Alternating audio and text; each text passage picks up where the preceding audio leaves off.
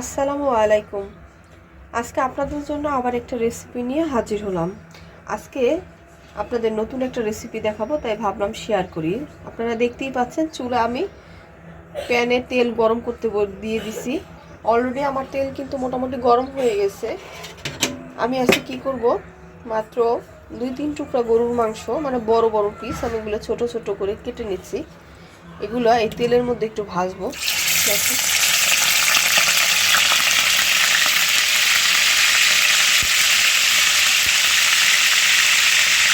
তেলের মধ্যে একটু ভেজে এবার একটু লবণ দিয়ে দেবো।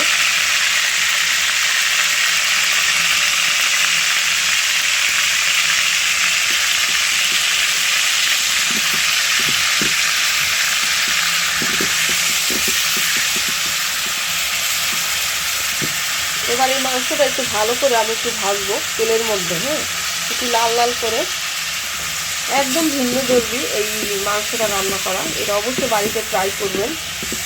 আর আপনারা কে কোন জায়গা থেকে আমার ভিডিও দেখছেন প্লিজ কমেন্টস করে আমাকে জানাবেন।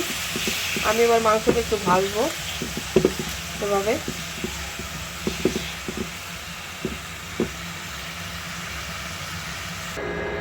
দেখেন অলরেডি কিন্তু আমার মাংস দিয়ে পানি বের হয়ে গিয়েছে। এই অবস্থা কি হবে, এই মাংসের পানি শুকিয়ে যাবে আর মাংস মোটামুটি ভাজা হবে আর একটু সিদ্ধ হবে। এরপর আমি যে কাজটা করব, এটার মধ্যে আগে ভালোভাবে মাংসগুলো ভেজে নেই, তারপর আমার ভিডিওর সাথে থাকেন। এরপর আমি একটা একটা মশলা অ্যাড করবো এটার মধ্যে। আগে ভাজা হোক এই মাংসগুলো ভালো করে।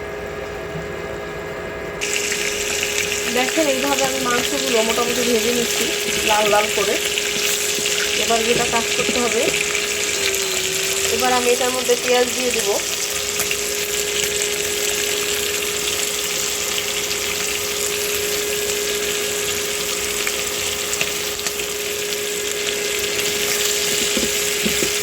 পেঁয়াজগুলো একটু মিশাবো।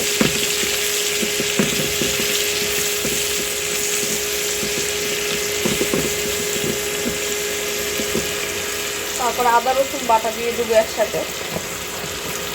আদা রসুন বাটা প্রায় 1 টেবিল চামচ। একটু 1.5 টেবিল চামচ দিয়ে দিবেন। আবার জিরা ধনিয়া বাটা ধনিয়া বাটাও 1 টেবিল চামচের মতো দিয়ে দেবো আমি।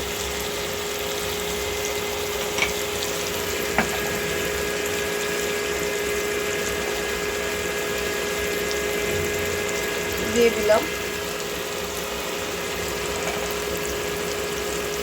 এই যে ধনিয়াও দিয়ে দিলাম, ধনিয়াও দিয়ে দিবেন এটার মধ্যে। এবার মশলাগুলো আমি একটু ভালোভাবে মিশাবো এটার মধ্যে। এবার এটার মধ্যে হলুদের গুঁড়া মরিচের গুঁড়া দিয়ে দিব 1 টেবিল চামচের মতো। ঝালটা আপনাদের প্রয়োজন মতো দিবেন, যত বেশি ঝাল যে খান সেই পরিমাণে আমি 1 টেবিল চামচের মতো দিব।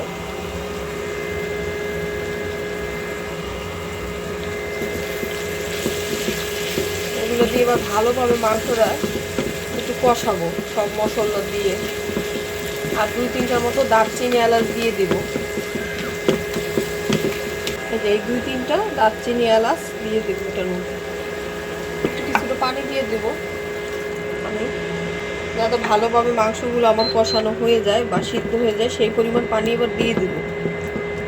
দেখেন আমার মাংস আর মশলাগুলো খুব ভালোভাবে কষানো হয়ে গেছে। এই পর্যায়ে আমি এসে পানি অ্যাড করব। মাংস সিদ্ধ হতে যতখানি পানি দরকার আমি ঠিক ততটুকু পানি দেবো।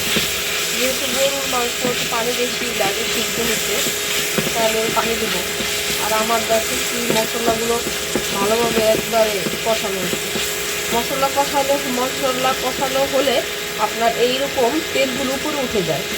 খেয়াল করবেন আপনারা, যখন কষানো হয়ে যায় ভালোভাবে তখন কিন্তু তেল ছেড়ে দেয় মশলার সাথে, তখনই বুঝবেন যে মশলা খুব ভালোভাবে কষানো হয়ে গেছে।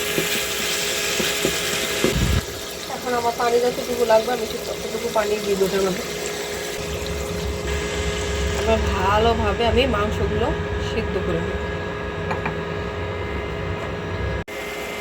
দেখেন আমি যতটুকু পানি দিচ্ছি গোস্তের মধ্যে অলরেডি কিন্তু আমার মাংস প্রায় কষানো হয়ে গেছে আর মাংস ভালোভাবে সিদ্ধও হয়ে গেছে। দেখেন অলরেডি মাংস কিন্তু এইটা দিয়ে স্পেচুলা দিয়া আমি যদি একটু দুধটা দিয়ে দেখি একটু দেখেন অলরেডি গোস্ত সিদ্ধ হয়ে গেছে। এখন আমি কি করবো, এটার মধ্যে আলু অ্যাড করবো একটু, যেহেতু গরুর মাংস আমি একটু আলু খাই, আলু পছন্দ করে সবাই, তাই ছোট ছোট আলু আমি এটার মধ্যে অ্যাড করবো। যে আমি এসে এখন আলুগুলো অ্যাড করে দেবো। মাংস যখন কষানো হয়ে যাবে তখন দেখেন তেলগুলো কিন্তু উপরে বেশি উঠবে, তখন বুঝবেন যে মাংসগুলো খুব ভালোভাবে কষানো হয়ে গেছে। এখন যা এসে আগে থেকে ধুয়ে রাখা আলুগুলো এবার দিয়ে দেব।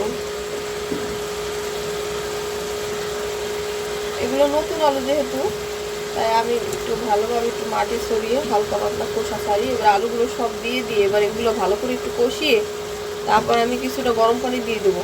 আর একটা কথা ভুলে গেছি, আমি কিন্তু মাংসতে আলু লবণ দিছি, কিন্তু আগে প্রথমে যে লবণ দিছি ওই লবণে আমার হয়ে গেছে। আপনার যদি লবণ কম লাগে তাহলে আপনার দিয়ে দেবেন, অ্যাড করবেন লবণটা।